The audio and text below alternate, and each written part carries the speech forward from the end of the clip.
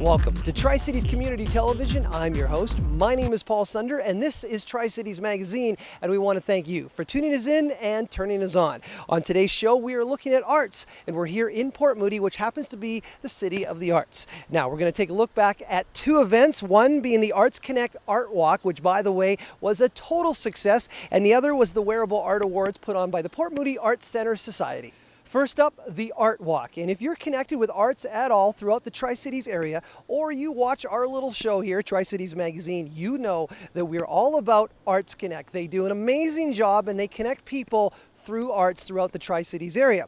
We caught up with Executive Director Helen Daniels during this year's walk last month. The Art Walk is organized each year by ArtsConnect to give local artists a chance to show the public the art they're creating in our community. So it's including Tri-City artists, but the event itself is held in Port Moody.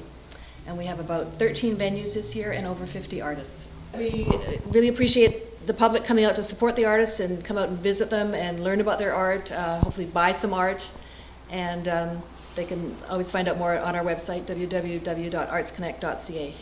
As usual, this year's event kicked off with a reception at the Old Mill Boathouse.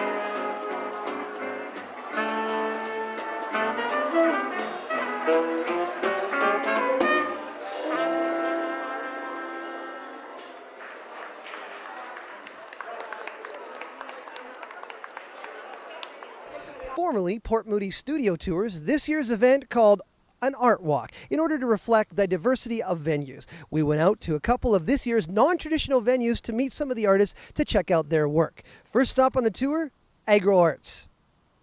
I started fiddling one day out in the backyard with my welding machine with an old bread rack. I chopped it up into pieces and turned it into a chair. And then I realized I was onto something. So I just started collecting junk from wherever. People would give me stuff and I'd start just gluing it together and they'd take on a life of their own. I never knew what I'd make. It just turned into whatever. I've painted for about 25 years in watercolor. I love the medium. It's a challenge every day, something to learn. It's not an easy medium. You have to learn how to pre-plan things, but I love it. I love the colors. I love the texture. I've got some paintings that I've done of antique tricycles from the Kilby Museum. Some child loved that bicycle to pieces. It's worn. The seat is worn. It's a wooden seat. It's worn by some some child, and the handles are rusty, and it's just got a patina of age and time and history and a story. I do photography. In particular, I shoot panorama photography. In this case here, I have 40 shots. For example, I do that and then I stitch it all together. Marketing is important for an artist. So I go out to all the gift shops, for example, if it's my video of Vancouver and slideshow of Vancouver, I have a nice souvenir package